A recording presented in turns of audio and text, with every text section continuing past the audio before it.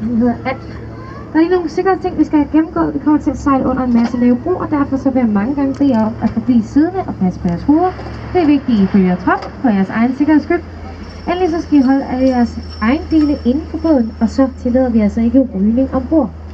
Hi everyone, welcome aboard. My name is Karina. I'm the one who's got the pleasure of being your guide here for the next hour. With us is also fortunately someone to steer the boat. It is our captain, Alf. For your safety information, we're going to be sailing under a lot of low bridges, therefore I repeatedly ask you to sit down, mind your heads. That's not to annoy us, just to make sure we all come back alive. Good plan, yes? Please keep all of your belongings inside the boat. That includes selfie sticks and children.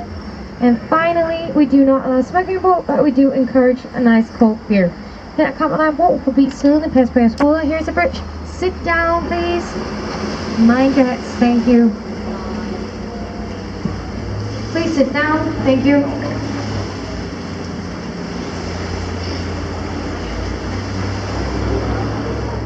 Hvis I kigger ind her på jeres venstre hånd, har vi Holmens Kirke. Det plejer at være en gammel ankersmedje.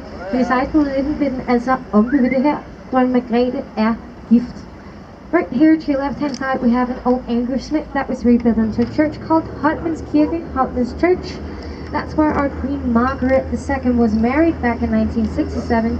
Og så har jeg hørt se den gamle børs, den er i hollandsk renaissancestil og bygget af kong Christian den 4. fra 1620'erne til ca. 1640. Gamle dage var det et almindeligt marked, men i dag er den på private hænder, og der er kontorer indenfor.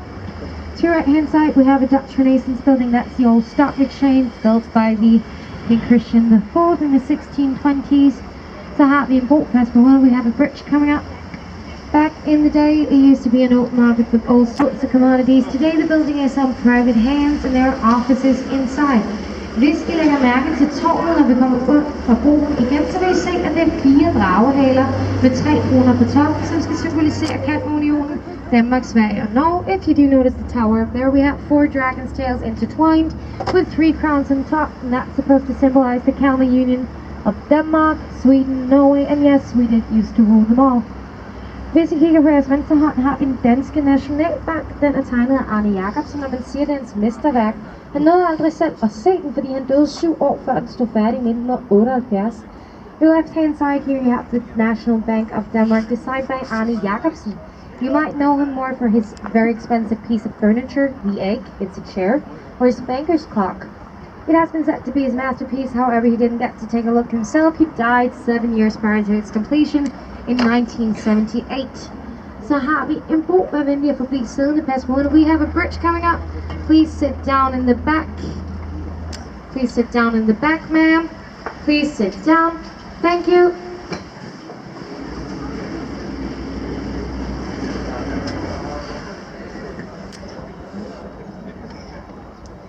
If you're looking for something fun and free to do in Copenhagen, you're gonna have a hard time, so sorry. But in there you can have kayaks. You can rent those for free if you agree to pick up waste as you go along. You will see a lot of people swimming in the harbor of Copenhagen. That's perfectly fine, but you do have to stay within the marked areas. If you swim outside the marked areas, you might be swimming in sewage. Not a good idea. Her på jeres højre hånd, der har vi en meget sjov bygning her på Københavns Havn. Det er altså Nikolaj Eigtveds pakhus fra ca. 1750. Jeg siger, den er sjov, fordi den har 2 meget forskellige facader. Den her side, meget, meget flotte vinduer og solidt tømmer. Men på bagsiden ligner det altså lidt mere et fængsel med nogle gemene, kan man sige, huller i væggen. This building right here is the warehouse of Nikolaj Eigtved. I think it's quite funny actually, because this front of the building, the one facing that way, that was quite beautiful. Lots of windows, sign of opulence back in the day, solid timber. The back, however, that kind of looks like a common prison with small peepholes. And cliffhanger, I'll be right back, switching to Danish once more. Så grunden til det her, det er simpelthen fordi, at kongen mente, at hvis han ikke skal kigge på bagsiden af bygningen, så kan det være lige meget mere at betale for, at den også ser pæn ud. So the reason for this was that the king thought that if I don't have to look at the back of the building, why pay for its splendor? It makes perfect sense. Out of sight, out of mind. Hvis I kigger på jeres venstre hånd, så har en aflang grøn bygning her. Det er The Standard. Det plejer at være en gammel færgeterminal for de både, der sejlede til og fra Sverige, og en gammel toldbåd også. Den lukkede tilbage i 2002, fordi vi havde fået vores Øresundsbro på det her tidspunkt. I dag ligger der i stedet for 3 forskellige restauranter inden døre. Den ene er en jazzklub, der er også en af dem, der har en Michelin-stjerne, der hedder Almanac. To your left hand side here you can now see the Standard. That is an old customs house and an old ferry terminal for the boats sailing to and from Sweden. Then in 2000 we got our bridge, and in 2002 the ferry terminal had to close due to a lower demand for the ferry. Instead today we have 3 separate restaurants inside. One is a jazz club and there's also one that has a Michelin star. It's called Almanac. Lige oppe her, der kan vi nu se Inderhavnsbroen. Den er meget kendt blandt københavnere, fordi det tog ret lang tid at få gjort færdig årene 2011-2016 på grund af konstruktionsfejl. Man har også kaldt den skæve bro på grund af det samme, men så også fordi Christiania ligger lige herovre. Det giver meget fin mening. Man har også kaldt den kyssebroen, fordi det lidt ligner 2 tunger, der mødes i en dejlig snæver med lidt fantasi. So the next bridge is called the Inner Harbor Bridge, also been known as the Missing Bridge because it took the years from 2011 to 2016 to actually finish it. That's a long time for a bridge. It's also been known as the Kissing Bridge because with some imagination you'll see the 2 sides of the bridge meeting. Can look like 2 tongues meeting in a nice Frenchie, maybe with some imagination, yes. Til venstre får vi et rigtig godt syn ned i Nyhavn. Det er udgravet ca. 350 år siden. Husene her er fredet i dag. Det er meget karakteristisk for fredet huse. De fleste af dem plejede at være sømandsværtshuse med sin del af glædespiger. Der er du flyttet ud fra det her distrikt. To your left hand side here you can now see the New Harbor, literally in Danish, Nyhavn, New Harbor. It was excavated about 350 years ago under the reign of King Christian V. And all these colored houses, they're very old and very, very sacred. You can't do anything with them, they're listed. They used to be old murky sailors' pubs with quite a bit of prostitution. However, the prostitution part has moved out of this district. I'm not going to tell you where. Hvis I også kigger til venstre her, så har vi det kongelige opera, eller skuespilhus, Skuespilhuset det åbnede tilbage i 2008 med en opsætning af William Shakespeares Hamlet, Prins af Danmark. Det er en ret sej bygning, fordi den har et indre rørsystem, der lader koldt vand op fra havnen og nedkøler det uden at skade miljøet. To your left hand side here we can now see the newest addition to the Royal Theatre. It is the Royal Playhouse, also known as the Ophelia Playhouse, because back in 2008 when it opened with a production of William Shakespeare's Hamlet, Prince of Denmark. You know, the one to be or not to be, that is the question. That's about all I got from that play. It's quite cool because it's very sustainable. It has an inner tube system that collects cold water from the harbor, that cools down the building in a very efficient and environmental friendly way. Højre hånd, der kan vi se Christiansborg. Der er ikke ret mange, der kender det ved det navn i dag. Vi kender det mere som papirø, fordi efter floden flyttede væk fra den her ø, så var det altså her Pressens Fælleskøb havde deres lager af papir. Der har været mere livligt her de seneste par år, hvor vi har haft Copenhagen Street Food Market. Der er dog flyttet ud, og jeg skal nok vise jer hvor senere. To right hand side here we have the paper island. It was called that because back in the day this is where the press had their paper. This has been the Copenhagen Street Food Market for a few years. However, it has moved out, and I'll show you where. For jeres venstre kan I se Københavns Operahus. Det stod færdigt i 2015 og designet den danske arkitekt Henning Larsen. Det var også en gave fra Ebbe Møllerfonden. Har 14 etager, og 5 af dem ligger under vandet. 2 auditorier, og det største kan rumme op til 1700 mennesker. To your left hand side here you have the Copenhagen Opera House. It was a gift from the A.P. Møller Mærsk Foundation, the big shipping magnate. It has 14 stories, 5 of which are below water. It also has 2 large auditoriums. The biggest can house up to 1,700 people if you move around the orchestra a bit. Så har vi en bro. Forbliv siddende, pas på hovederne. We have a bridge coming up. Stay seated, mind your heads. Thank you. Please sit down, sir. Thank you.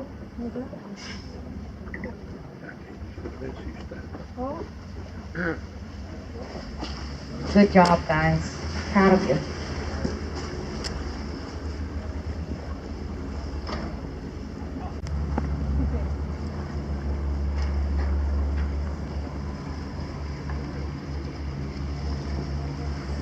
Efter den næste bro her, så får I allerede en pause for mig. Beklager, jeg håber ikke, I er helt trætte af mig endnu, men jeg må ikke sige noget de næste 4-5 minutter.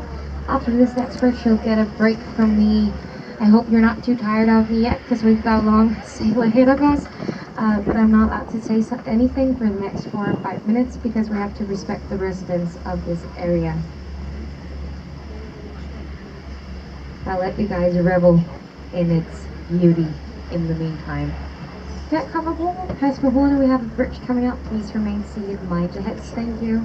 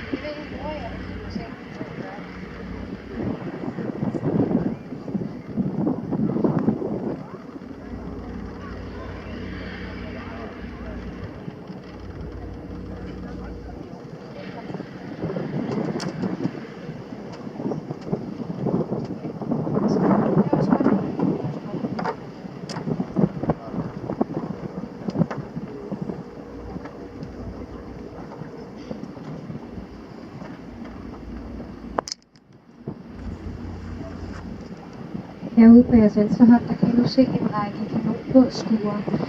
De fleste af dem er kontorer i dag og også fredbygningerne.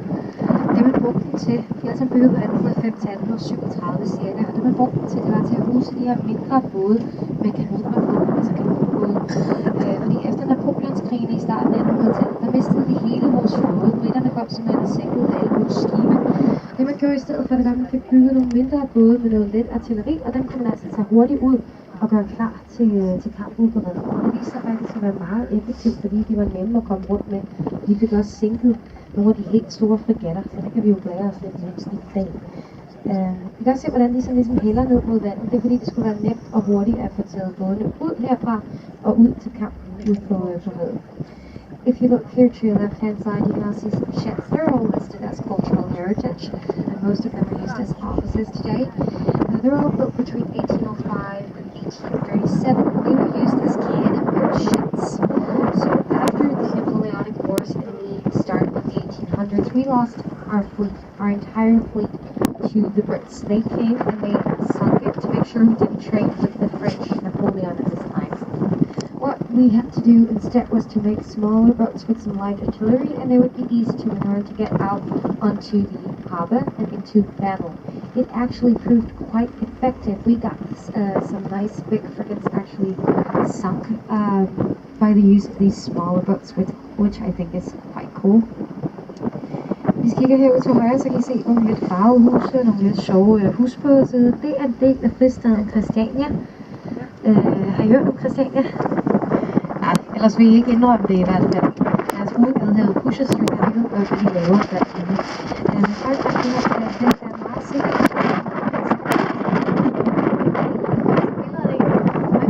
Og så har jeg også hørt, at hvis man siger ost, så betyder det politibetjent. Har jeg hørt. Jeg har dog ikke så mange steder, det er klart. So here to your right hand side, all of these beautiful colored houseboats, colors in there, unicorns and rainbows. That's the free city of Christiania. Has anyone heard of Christiania? No one wants to admit it? No. So the main street is called Pusher Street. I think that says it all. They sell some green stuff that's not exactly vegetables. Yes. My point is, it's perfectly fine to go in there. It's actually quite cozy. I do recommend it. They have some nice cultural events as well. No one is forcing you to do anything in there. There are some ground rules, however. You can't run in there. You can't take pictures in there. And, well, you can't run while taking pictures in there. It makes quite perfect sense. Then you'll be fine. Og så hvis vi kigger herud til højre, så har vi bjerget i København. Det er Amager Bakke. Det er et meget moderne forbrændingsanlæg. Cirka 85 meter højt. Det er så effektivt, at man er nødt til at importere affald fra en daglig 164 tons i timen. Når det er helt færdigt, så får man måske også en timer på toppen. Det må være lidt sejt. Right hand side, the mountain up here. Yes, you will see it. What I'm talking about. That's Amager Hill, Amager Flag. That is the island down here. And that is in fact one of the most modern incinerators in the world. It is very, very effective. I do have to use the other part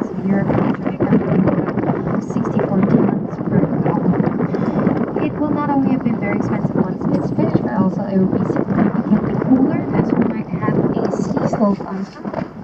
Here's hoping so we don't have to go to freaking Norway all the time.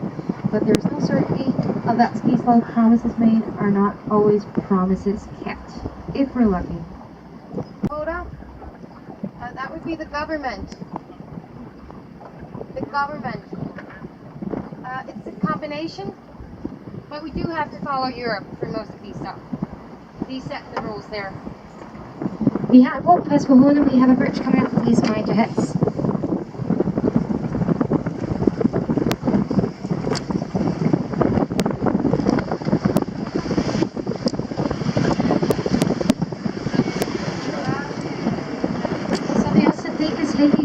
Geostage skoleskib, der kommer tilbage fra verden i Assens.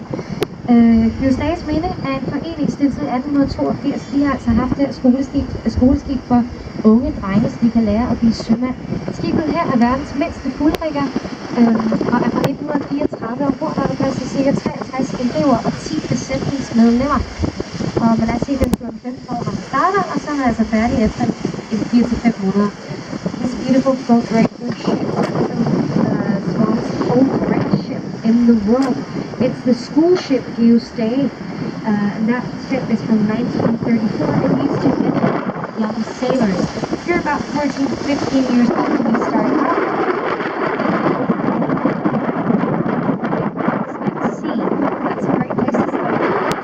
Maybe or if you want to become a captain of a trade ship or something like that. I've also heard that it is quite disciplined, so it's also been used for a place to send delinquent boys and girls who are not really fitting in a normal school. So they can go there and learn some classical discipline if the parents see fit. Some fresh air.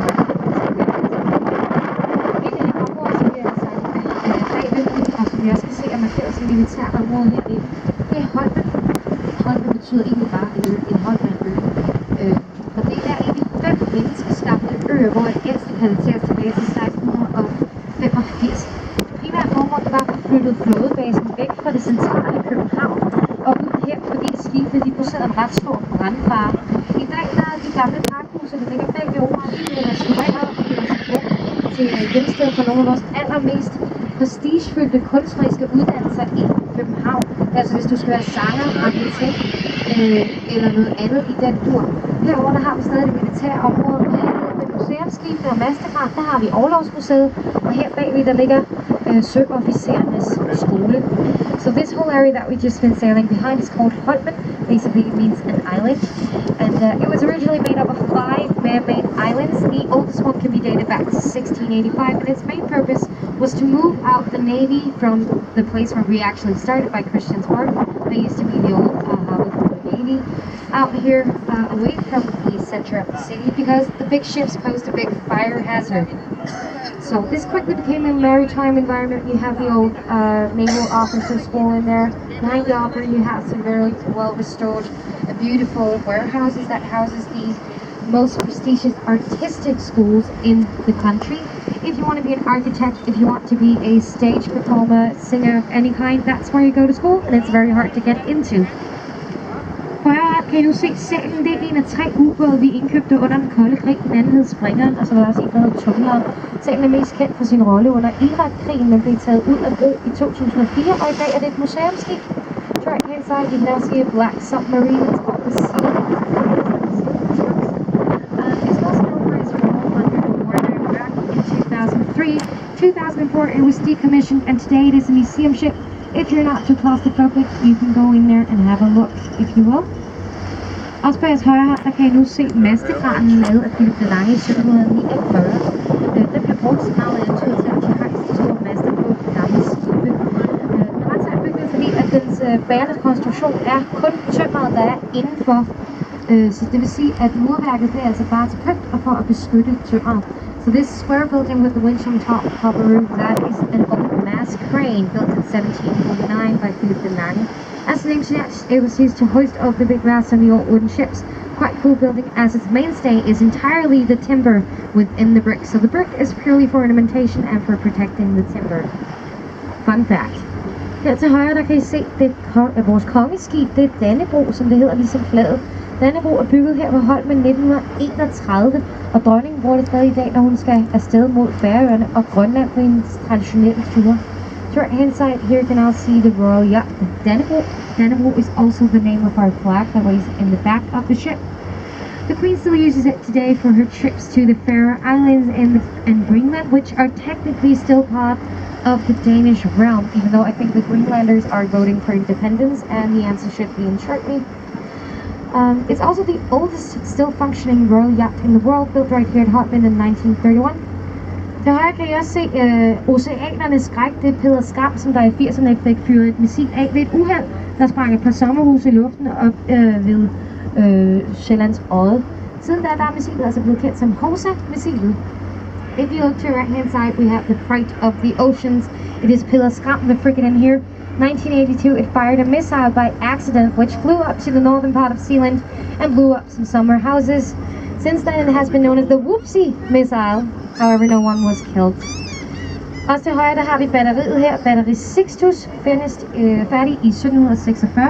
Herfra der har vi en daglig kanonsalut hver solopgang og solnedgang for at signalere, hvornår vi skal hejse og sænke vores flag. Der er blevet lavet en aftale, der siger, at solopgang i København er altså kl. 8 og ikke et sekund før. We just passed Battery Sixtus, finished in 1746.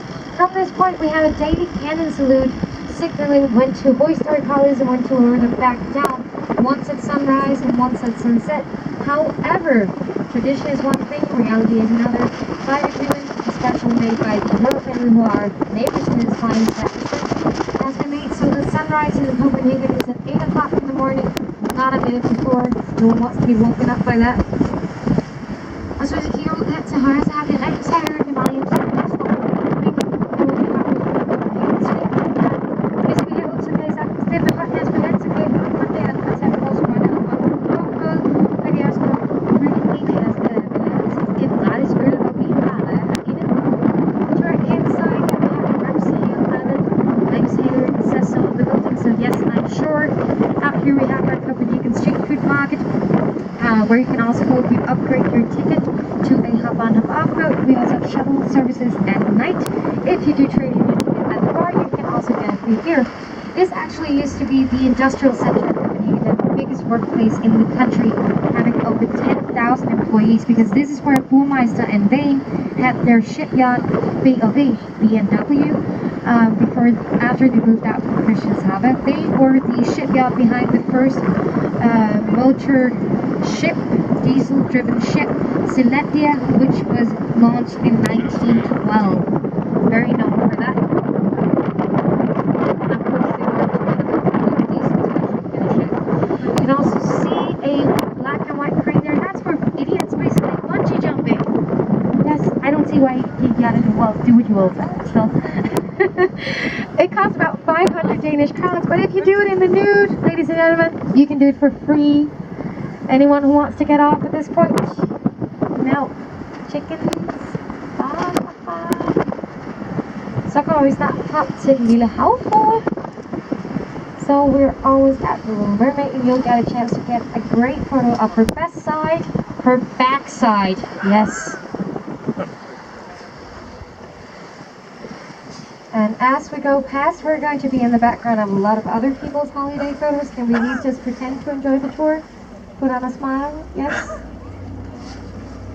Maybe a wave? Maybe you'll be famous in China?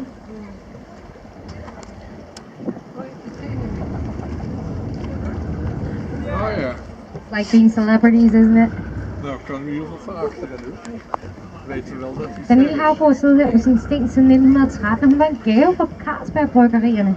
Bryggeren selv havde været inde i Det Kongelige Teater og set en ballet med Ellen Prise, som var en meget attråværdig ballerina på det her tidspunkt. Der havde altså fået lavet hende ind til den lille havfrue her i statuen, som vi kan se i dag. Den lavede Edvard Eriksen, som var en meget populær kunstner på det her tidspunkt. En sjov detalje, som der ikke er ret mange, der ved omkring den lille havfrue, er, at hun faktisk er modelleret efter 2 forskellige kvinder. Hovedet, det er ballerinaen selv, men kroppen er altså fru Eriksen, fordi det var ikke probert for en dame dengang at posere nøgen for en fremmed mand. So to your right hand side here we have the Little Mermaid, keyword being little, kind of like seeing Mona Lisa for the first time, yes, kind of like the same. And she's been sitting here on a rock now since 1913, and she was a gift from the Carlsberg breweries. The brewer himself had been at a ballet and seen The Little Mermaid, played by a very famous and very, say, wanted ballerina at the time called Ellen Priesen. If you want to amplify it, it's Ellen Price. And he had this statue commissioned and made by Edvard Eriksen. A quaint thing that a lot of people don't know about the statue is that she's actually modeled after two different women. She's a hybrid of sorts. Her face, or her head, that is the ballerina herself, but her body is that of Mrs. Eriksen, the wife of the artist, because it wasn't proper for a young lady to pose in the nude in front of a strange man, and still isn't, right? Well, that was back in the day where this was quite scandalous, you know, full leg, so sexy, I know. Hvis I kigger ind til højre, så kan I faktisk allerede se tårnet på den britiske kirke, som blev bygget i 1888, og skulle altså servicere det britiske minoritet, som vi havde i København, og stadig har i dag. Vi har også en russisk kirke og en svensk kirke, ved jeg. Vi har sikkert også nogle flere, som jeg ikke er klar over. To your right hand side, here we can now see the spire. We'll see the full church in just one moment of the British church built here in Copenhagen to service the British minorities back in 1888, still does today. We also have a Swedish church and a Russian church, and I'm sure we have quite a few more that I'm not aware of.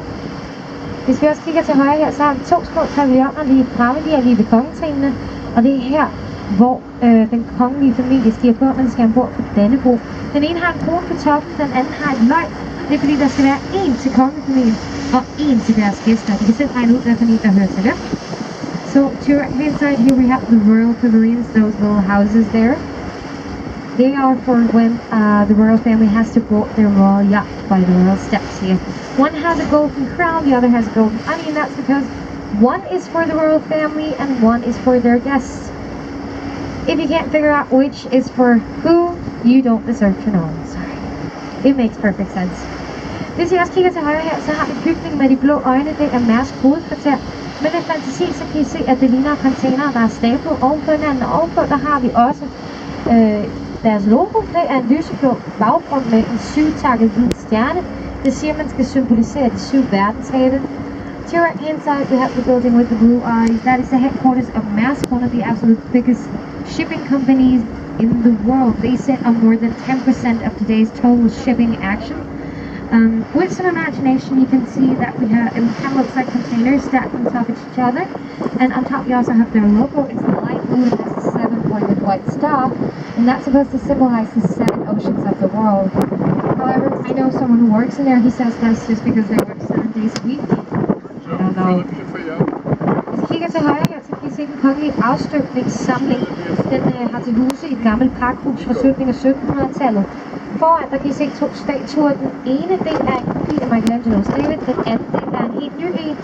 I am Queen Mary, og hun skal altså forestille Mary Thomas, der ledte et slaveoprør på en af vores gamle kolonier i Karibien. Det er de øer, som vi solgte fra i 1917 til USA. I dag er det kendt som the US Virgin Isles or the US West Indies.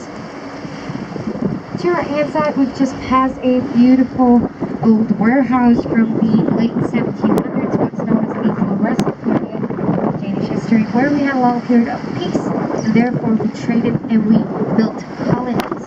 Now this one was used to house sugar and rum from our colonies in the Caribbean, today known as the US West Indies or the US Virgin Isles, that we sold off back in 1917. The most monumental statue ever raised in Copenhagen is in front of the building. She is not only black or a slave, she's also a woman.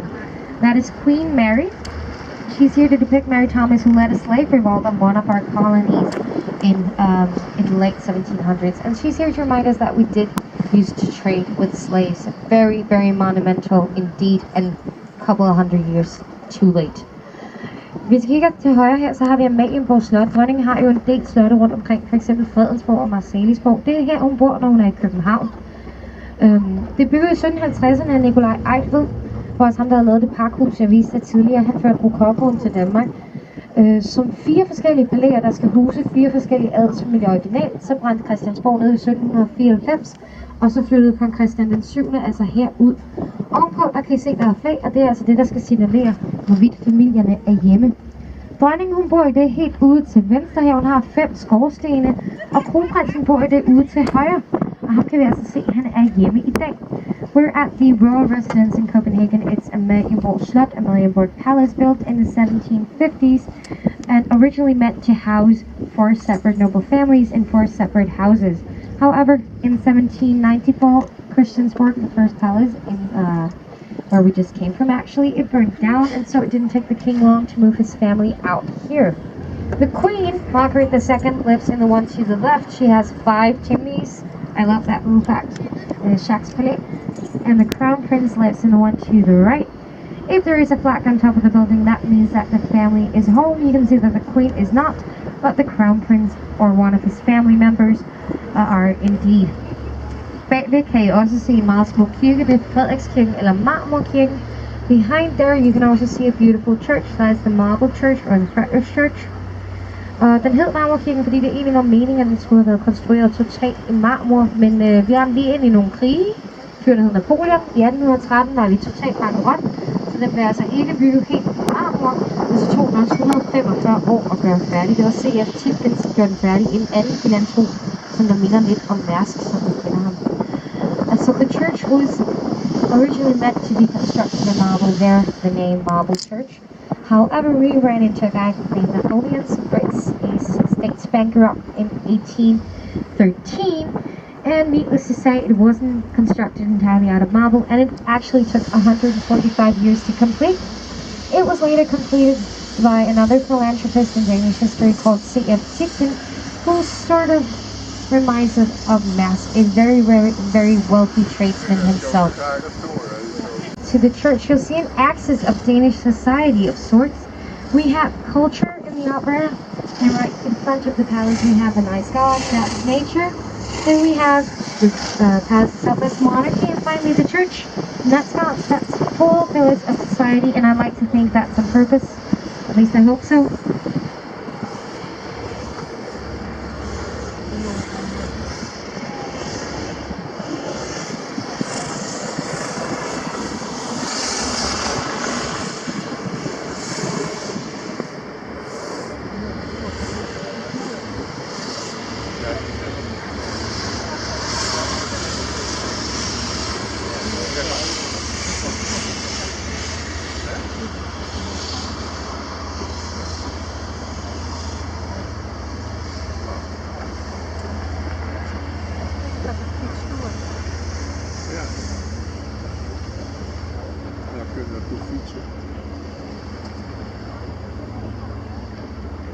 Indtil højre kan jeg også se et andet nyt street food market. Jeg tror egentlig bare, det hedder bromarkedet, fordi der ligger en bro lige ved siden af.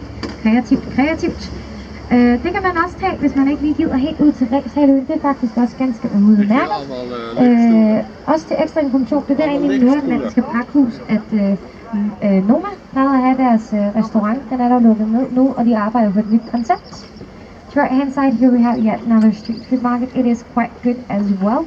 And if you're not in the mood for a nice walk out to Rækshaløen or to take the boat, that's a nice alternative. The new harbor is right there, so you can walk over the bridge, and you're right here.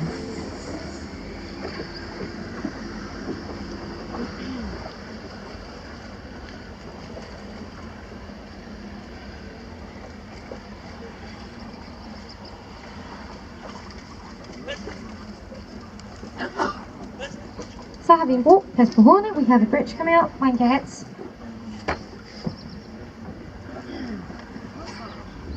That's okay.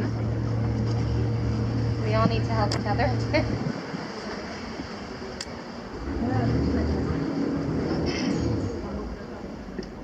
Ta-da!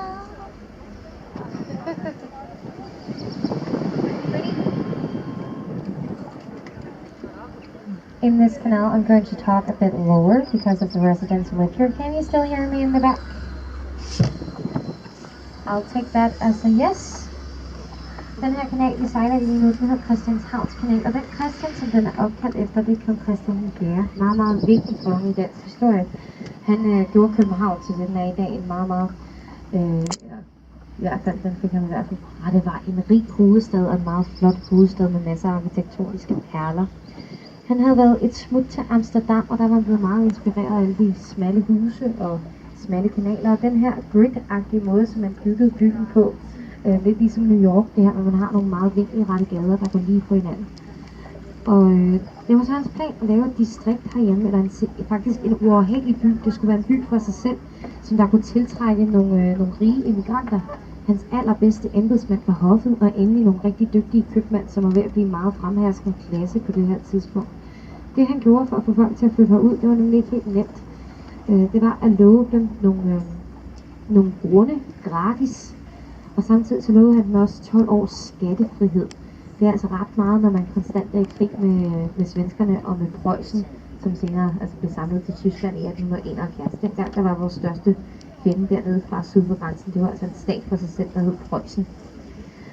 Grunden til at fortælle jer det er fordi, at kontrasten i dag, den er altså ret slående. I dag der er det her et af de allerdyreste steder at slå sig ned, medmindre man har nogen, man kender herude, eller man har en særlig forening at slå sig ned i.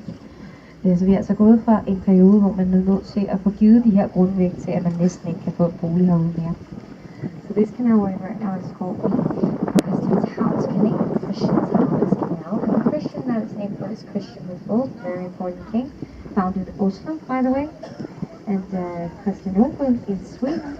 Also Glückstadt on the Alp as well, very, very cosmopolitan thing. And he had been on a trip to Amsterdam back in 1617, and he'd fallen quite, say, taken with all of the narrow canals and narrow houses, and he wanted to build an independent city near Copenhagen, which would attract some rich Dutch immigrants, and also preferably some of his finer officers from his court, and some rich tradesmen. That was the, say, ruling class at this time, the tradesmen.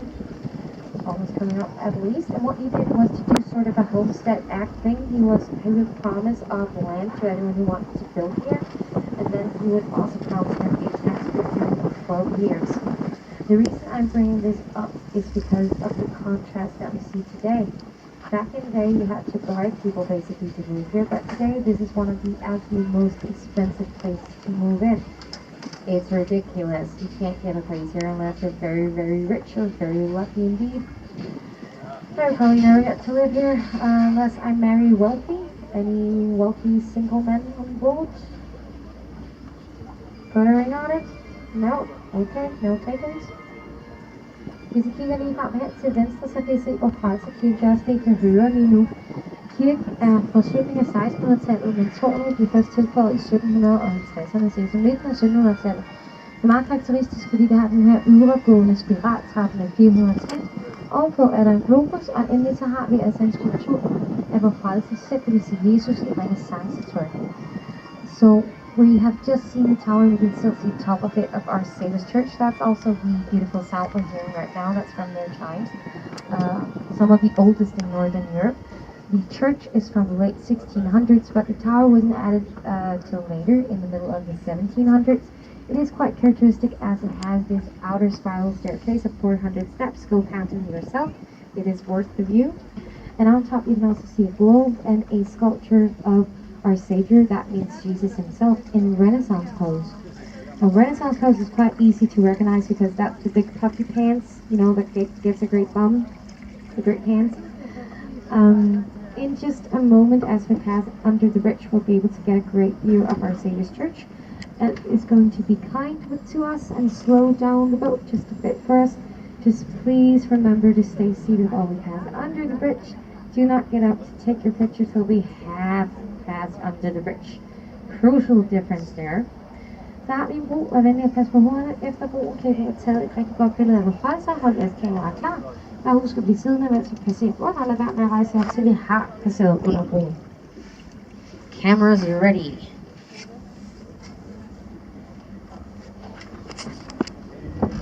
Here's the bridge, mind your heads.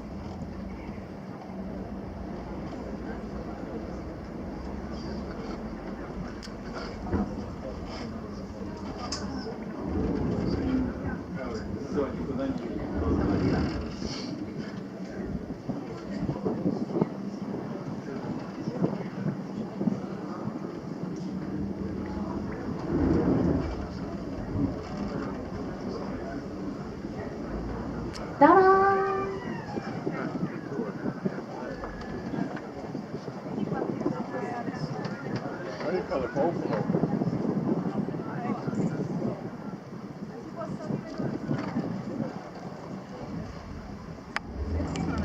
Photograph tree in Copenhagen, the green one right here. It's brought to you by Strömma.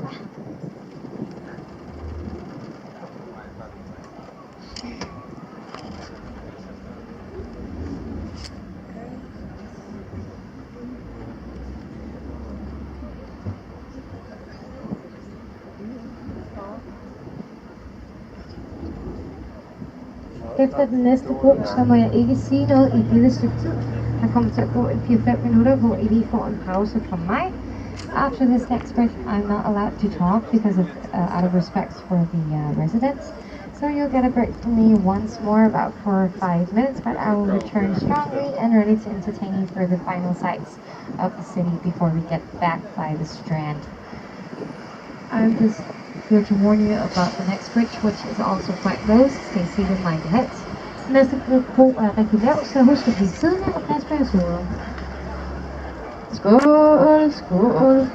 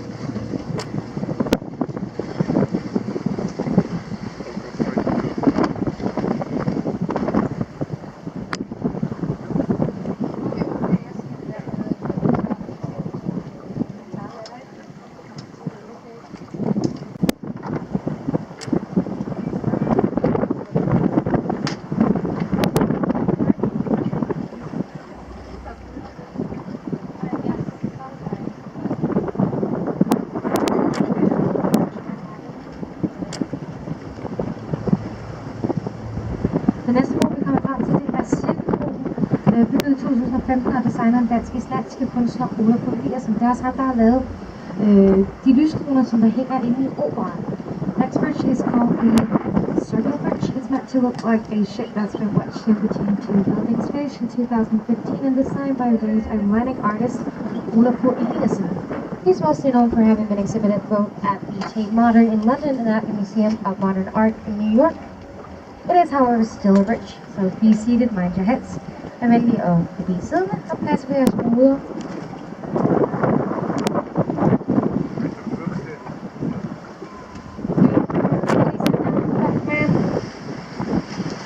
Well, thank you. There we go.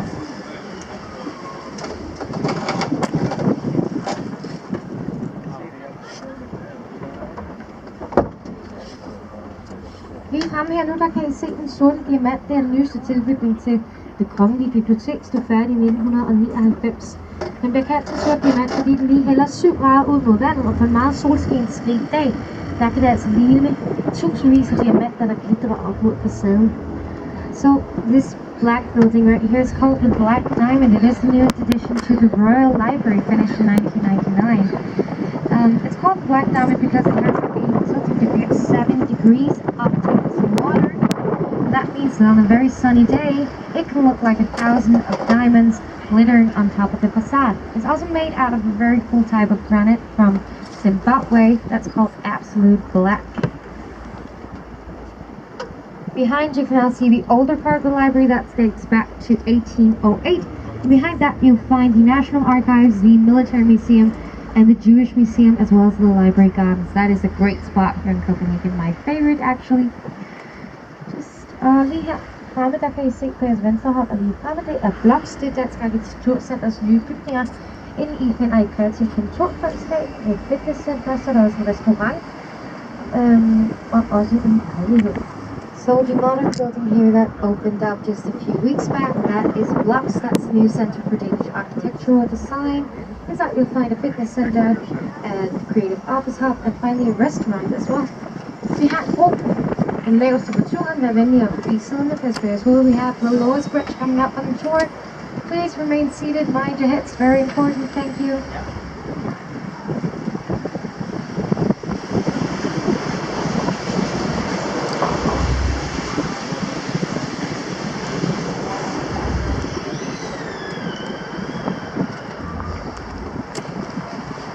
På venstre eller på højre hånd, der kan I se på Christian IV's bryghus fra 1619. To your right hand side, you can now see the brewery house of King Christian IV from 1619, and other great thing that he did. Bryghuset havde 2 formål, der skulle sørge for, at både militæret og det kongelige hof havde nok øl tilbage i de gamle dage. Faktisk ikke op til 40'erne har vi folk, som der endnu ikke har drukket vand, fordi det er altså fyldt med bakterier. Så selvom de ikke kendte noget til bakterier, så kan de godt se på vandet. Det er måske nok en dårlig idé, hvis jeg lige drikker det.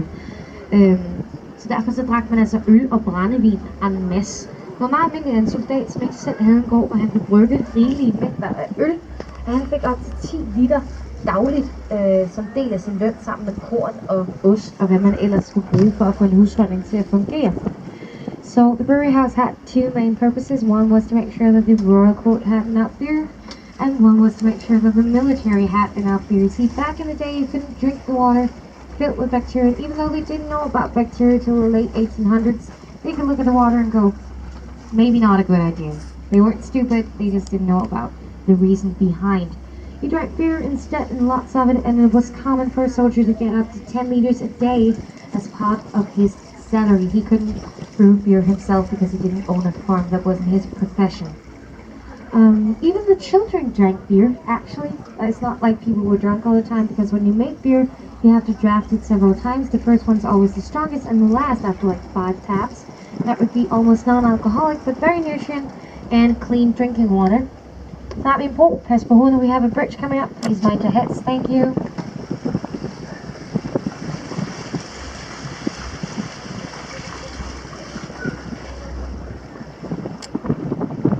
Den næste bro, vi kommer frem til, det er Marmorbroen.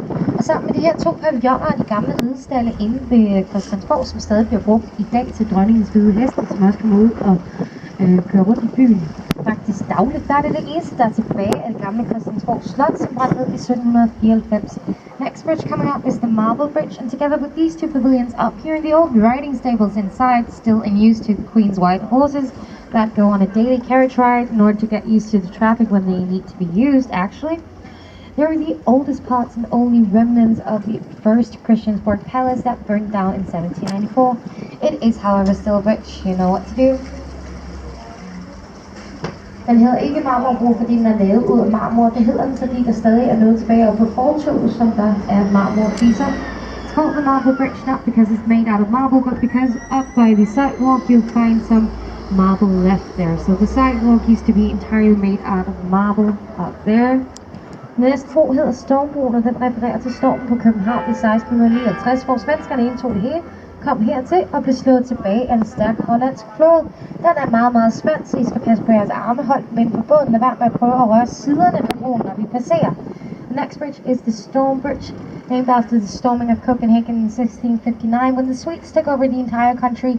I mean the entire country got to this bridge and were beaten back by a very strong Dutch fleet.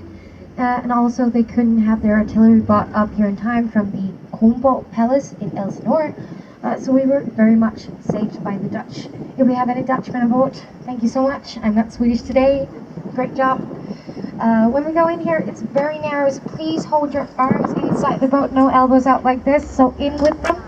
Also try not to touch the sides of the bridge as we go through, as it can be quite dangerous. So elbows inside, no touching of the bridge as well. This is also quite hard for our captain to actually traverse because it is the narrowest point, and there is a very, very sharp bend there in the canal. You can see tires out there as well. And all of these have been marked by ships that have hit the sides as well. But let's be with them in our own turn and turn to yours.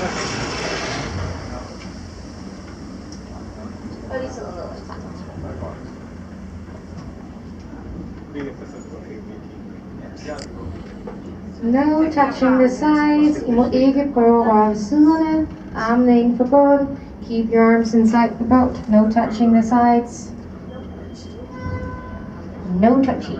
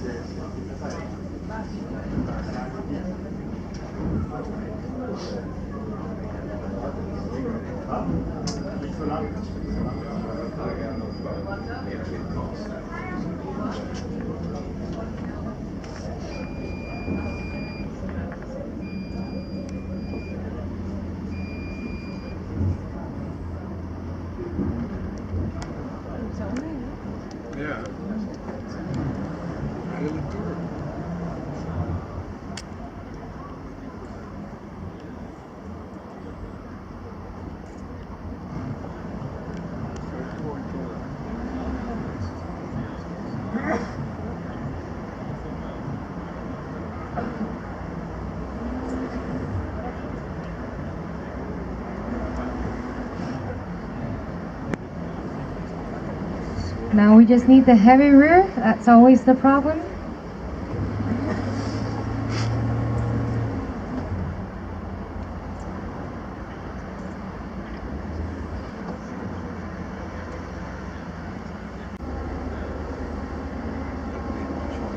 And we're out. Can I get a round of applause for our captain?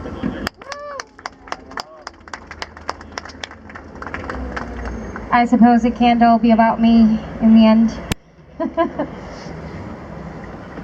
Hvis I kigger herind til højre, så har vi det område, der hedder Slotsholm. Det vil altså sige Slotsøen, hedder det, fordi det er her, vi har bygget vores slotte. Pretty much altid. Heroppe kan vi se tårnet på Christiansborg Slot. Det er det tredje slot af det samme navn, som blev bygget her, og grundstenen blev lagt i 1908, da Frederik den 8. var konge. Indeni der finder vi parlamentet, eller vores folketing, der også herinde. Vi finder vores dronningens kontor og statsministerens kontor og ministerium. To right hand side here we can now see Christiansborg Palace. That's where we started this tour. It's the third palace of the same name built at this spot. The other two burned down. And the foundation still was in 1908 when Frederick VIII was the King of Denmark. Inside you'll find our parliament, which you can also get tickets to visit. It is quite interesting. Also the offices of our Queen, our Prime Minister's offices, and State's Ministry as well. Under the castle you'll find the first castle ever built in 1167 by Bishop Absalon, and it sports the highest tower in Copenhagen with 106 meters. In comparison, the round tower in the center of Copenhagen, built by King Christian IV, is only 42 meters high. Hvis vi kigger til højre her, så kan vi se Thorvaldsens Museum. To right hand side, the yellow building, that is the Museum of Battle Thorvaldsen. Thorvaldsen var en meget kendt skulpturkunstner, som boede det meste af sit liv i Rom, 40 år faktisk. Da han kom hjem, så donerede han sin samling til København, og museet kunne altså åbne i 1848. Thoresen was a very famous Scots in Danish history. He lived most of his life in Rome, 40 years to be exact, but when he came back home, he decided to donate his collection to Copenhagen, and a museum opened in 1848. The man himself is buried in there as well, a bit macabre, but he is, as his final memorial. De går frem her, så kan I se biskop Absalon til hest. I skal lægge mærke til, at han er en krigerbiskop. Han har øksen i hånden, han er klædt på til krig. Det er fordi de også skulle tage sig af at forsvare deres land og deres jord, og først og fremmest deres konge. Can side here you have the Bishop Absalon, the one accredited with the foundation of Copenhagen. You can see he's dressed for war. That's because he was a warring bishop. He went on crusades all the time, and he also had to protect his land, his men, and his king. Notice he is holding an axe, not a sword. That's because the Pope didn't want him to wear a sword. No bishop could. Please sit down, ma'am. Please sit down in the back. Please sit down in the back, please. Thank you. Thank you so much. He took that very, very literal, and he said, fine, I'll bring my axe instead when we're off to christen some heathens. Så er vi tilbage ved Gammel Strand. Jeg håber, I har haft en dejlig tur. Husk alle jeres ting, når I går på bord, og pas på trinnet. Vent lige med at gå på bord, til vi er helt færdige med at fortøje. Jeg skal nok give signal. We're back at the strand. I want to thank you so much for sailing with us. Remember all of your belongings, and please wait to disembark till we're completely done with stabilizing the boat. I will give a signal. Have a good day. Bye, guys.